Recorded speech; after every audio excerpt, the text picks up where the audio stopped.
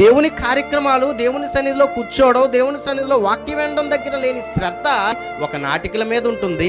లోకంలో జరిగే ఎంజాయ్మెంట్ కార్యక్రమాల మీద ఈరోజు మనుషులకి ఉంటుంది. కానీ దేవుని దగ్గరికి వచ్చేసరికి ఏమనుకోవాలి? దేవుడు చెప్పండి, ఒక ప్రార్థన, ఒక గృహకూటం పెడితే అక్కడికి దేవుని మాటలు వినడానికి రాకపోతే పెట్టిన ఆ వ్యక్తులకే బాధ ఉంటుంది.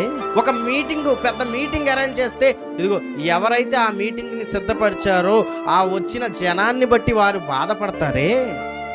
అలాంటిది పరలోకమందున్న కన్న తండ్రి అయిన దేవుడు ఈ భూమి మీద మనకు అవసరమైన వాక్యాన్ని సిద్ధపరిచి, మనకు అవసరమైన సృష్టిని, అవసరమైన ప్రతీదీ కూడా ఈ భూమి మీద పెట్టి దేవుని గురించిన మాటలు నేర్చుకుని ఆ మాటల ప్రకారం బ్రతకండి అని దేవుడు చెప్పినప్పుడు ఆ మాటలు వినడానికి రాకుండా, నేర్చుకోవడానికి రాకుండా, ఆ మాటలు పక్కన పెట్టేసి వ్యర్థమైన కార్యక్రమాలు నువ్వు చేస్తున్నప్పుడు పరలోకమందున్న కన్న తండ్రికి బాధ కలుగుతుందా, కలగదా? చెప్పండి.